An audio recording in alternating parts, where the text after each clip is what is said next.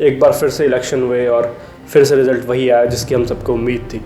कांग्रेस का सूपड़ा साफ हो गया है, कांग्रेस फिर से हार गई है और कहीं ना कहीं एक और बार फिर से हम लोगों को पता चल गया है कि क्यों भाजपा राहुल गांधी को चुनौती नहीं अपनी स्ट्रेंथ मांगती है। कहीं ना कहीं इसमें सरकार की भी गलती है कि सरकार ने विपक्ष से राय मशवरा नहीं लिया। जाति सूचक शब्द का आज कोई इस्तेमाल नहीं करता क्योंकि उसे डर है कि अगर वो करेगा तो उसे सजा होगी। कि कैसे पुलवामा में आतंकवादी घुस गए, क्या यह आपकी इंटेलिजेंस का फेलियर नहीं था? इसे आप क्यों नहीं स्वीकार करते? अभी कुछ दिनों पहले कांग्रेस ने कर्नाटक में चुनाव जीता, हिमाचल प्रदेश में चुनाव जीता और भारत जोड़ो यात्रा की, तो राहुल गांधी की एक पॉजिटिव सी इमेज बन रही थी। राहुल गांधी फिर से पॉलिटिकल लैंडस्केप में खड़े होते हुए नज़र आ रहे थे। मगर ये जो सेटबैक अभी मिला है ना कांग्रेस को, ये बहुत भयंकर है और इसके जो मायने हैं वो बहुत ज़्यादा हैं और आपको इसकी जो छाप है वो साफ तौर पे 2024 के लोकसभा इलेक्शंस में देखने को मिलेगी। मैं ऐसा क्यों कह रहा हूँ ये आपको समझाता हूँ। इस बात को समझो कि कांग्रेस अभी ये समझ गई कि कांग्रेस लोकसभा इलेक्शन तो अपने आप नहीं लड़ सकती, क्योंकि पहले तो कांग्रेस साथ बैठने के लिए भी तैयार नहीं थी। कांग्रेस को अपनी ईगो थोड़ी नीचे करनी पड़ी। कांग्रेस ने कई मीटिंग्स ली, कांग्रेस कई मीटिंग्स में हमें फ्रंट पे नज़र आती हुई दिखी।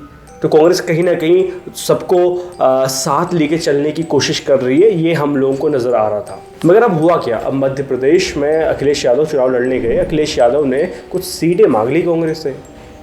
कांग्रेस भड़क गई। कांग्रेस से कहा ये जो हमारा इलेक्शन कैंपेन है, जो हम लोग साथ मिलकर लड़ने वाले हैं, ये तो 24 के लिए है, ये विधानसभा चुनावों के लिए, इसमें कोई भी उम्मीद मत रखिए हमसे, हम एक भी आपको सीट नहीं देंगे। अब उमर अब्दुल्ला ये सवाल पूछ रहे हैं कि क्या कांग्रेस का यही एटीट्यूड कांग्रेस को ले डूबा?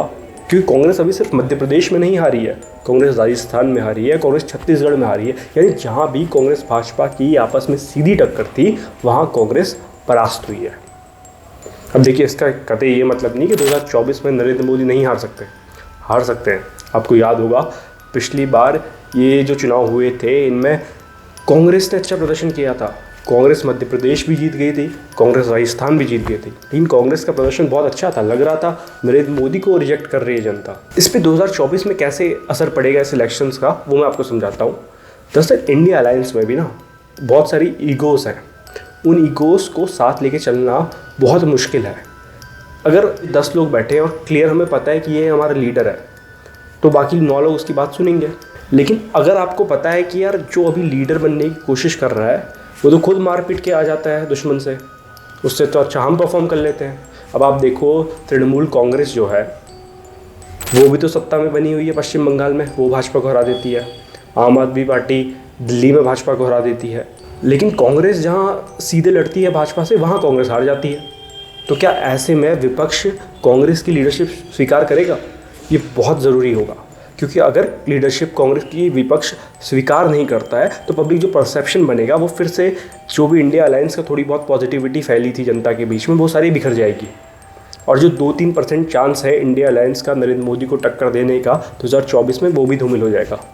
क्योंकि देखिए, एक बात तो क्लियर है, इंडिया अलायंस बनाने के बाद इनके कुछ चांसेस तो बनते हैं मोदी जी को टक्कर देने के। अगर इंडिया अलायंस नहीं है तो ये कहीं आसपास भी नहीं भटकते नरेंद्र मोदी और भाजपा के। तो इन इलेक्शंस में कुछ लोग अब भाजपा की तारीफ करेंगे, कुछ लोग बोलेंगे कि धर्म के एंगल से भाजपा जीत गई। देखिए, सिंपल है, हम सब जानते हैं भाजपा क्यों जीतती है।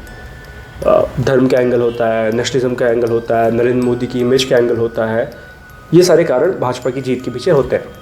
अब कांग्रेस ने इस इलेक्शन में क्या किया, अगर आप देखेंगे तो अब कमलनाथ जी जो थे वो बाबा बागेश्वर के चरणों में पड़ गए। उन्होंने अपनी कंस्टिट्यूंसी में बाबा बागेश्वर को बुलाया। अब सोचो, ये बाबा बागेश्वर को बुला के किसको अपील करने की कोशिश करते हैं, मैं तो नहीं समझ पाता हूँ। क्योंकि हो सकता है ऐसे कुछ लोग हों जो कांग्रेस को वोट देना चाहते हो बाबा बागेश्वर को देख के, बट मुझे लगता है कि मेजॉरिटी ऑफ जनता या मेजॉरिटी ऑफ जो बीजेपी का अपोजिशन है, जैसे आप फार्मर्स प्रोटेस्ट देख लीजिए, आप CAA NRC प्रोटेस्ट देख लीजिए, ये वो प्रोटेस्ट है जहाँ जनता ने लड़ाई लड़ी और जहाँ भाजपा झुकी, जहाँ भाजपा हारी। ये तमाम प्रोटेस्ट सेक्युलर प्रिंसिपल्स पर लड़े गए थे। जो मोटा मोटा मैं इस वीडियो बना के आपसे कहना चाहता हूँ वो ये है कि इंडिया अलायंस का फ्यूचर सिक्योर होना चाहिए। अगर इंडिया अलायंस का फ्यूचर सिक्योर नहीं होगा तो नरेंद्र मोदी 2024 में बहुत बड़े मार्जिन से जीतेंगे।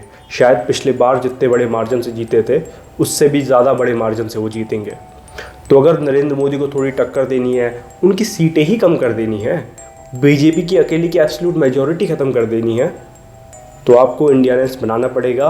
और ये देखना दिलचस्प होगा कैसे कांग्रेस इंडिया अलायंस में सारी पार्टियों को साथ लेके चलती है। आइडियल सिनेरियो ये हो सकता है कि कांग्रेस अपने आप को थोड़ा और झुका ले, जितना झुकने के लिए तैयार थी थोड़ा और झुका ले, इस हार से सबक ले, क्योंकि कहीं कांग्रेस ने अपनी ईगो वापस दिखाई तो इंडिया अलायंस बिखर जाएगा। और इंडिया अलायंस के बिखरने का मतलब है नरेंद्र मोदी का बम्पर मेजॉरिटी से वापस सत्ता में आना। लेकिन कहीं कांग्रेस थोड़ा और झुक गई, यानी एक मंच पे आपको अरविंद केजरीवाल, ममता बनर्जी, राहुल गांधी, सीताराम येचुरी, ये तमाम नेता दिखे, और जहां आपको दिख रहा है कि सारा कंट्रोल जो है वो कांग्रेस के पास नहीं है, डिवाइडेड कंट्रोल है, लीडरशिप डिवाइडेड है, बाकी लीडर्स की जो पॉजिटिविटी है, बाकी लीडर्स का जो अच्छा काम है वो भी इसमें इंक्लूड हो रहा है, उनकी बातों को भी सुना जा रहा है, तो शायद फिर भाजपा को इंडिया अलायंस टक्कर दे पाए। बहुत बहुत शुक्रिया।